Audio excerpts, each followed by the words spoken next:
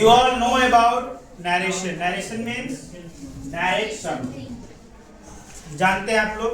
There are two. ये तो narration का मालूम है. There are two types of narration.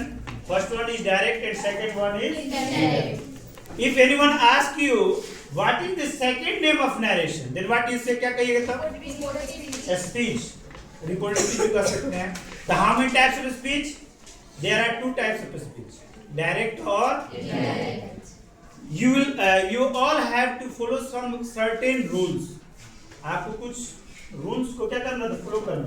अगर कोई पूछे what do you mean direct narration, then what you say? Direct narration means क्या होता है? When a speaker present in front of you and state something about someone, that will be known as direct narration. उसको क्या बोलते हैं? Direct. समझ में आ गया ना?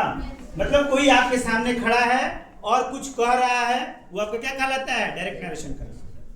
समझ में आ गया? डायरेक्ट का हिंदी क्या होता है? प्रत्यक्ष.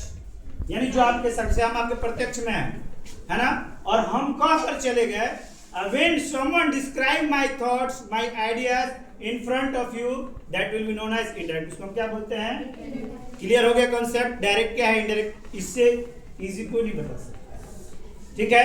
But you will have to follow some certain rules when we change direct to indirect. Or if anyone asks you what is the difference between direct and indirect, अगर कोई पूछ दे कि डायरेक्ट और इनडायरेक्ट में क्या डिफरेंस है, कोई बताएगा? बताइए. नहीं. It means that if anyone asks you, you will have to say simply whenever is mentioned in which sentence या in which narration inverted comma is mentioned. जिसमें इन्वर्टेड कोमा मेंशन होता है उसको हम क्या बोलते हैं? Direct narration. समझ इन्वर्टेड कोमा समझते हैं ना? और उसी को हम चेंज करते हैं. किसमें चेंज करते हैं? इनडायरेक्ट. तो इनडायरेक्ट जब आ जाते हैं तो कुछ उसका रूल्स तो आपको सब नोट है, लेकिन हम आ कहाँ रहे हैं? हम अभी हमने बताया कि चेंज ऑफ टेंस का कंडीशन क्या है. तो whenever we change direct to indirect या if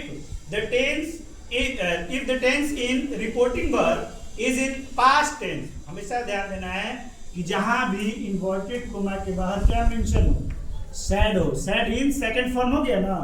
second form of tense उसको क्या बोलते हैं? Past tense. तो जहां भी बाबा को पास्ट टेंस दिख जाए वो कौन सा नरेशन कहलाएगा?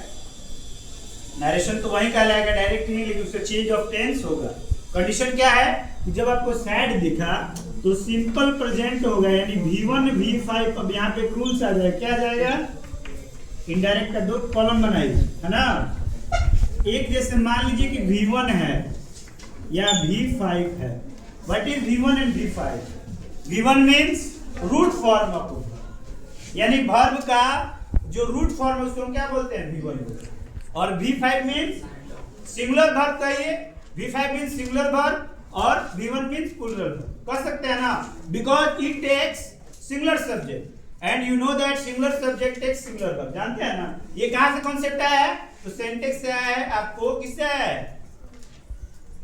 सब्जेक्ट वर्ब एग्रीमेंट से. आप ये जानते हैं ना कि गिवन वर्ब किसके साथ यूज किया जाता है, यानी नेचर क्या है दोनों का? ये प्लूरल है और ये सिंगुलर.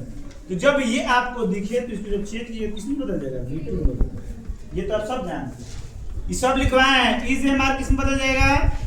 इज एम आर किसमें बदल जाएगा? वाज या वर्ब में बदल जाएगा. हैज है किसमें बदल जाएगा? हैड में बदल जाएगा. ये तो आप सभी जानते हैं.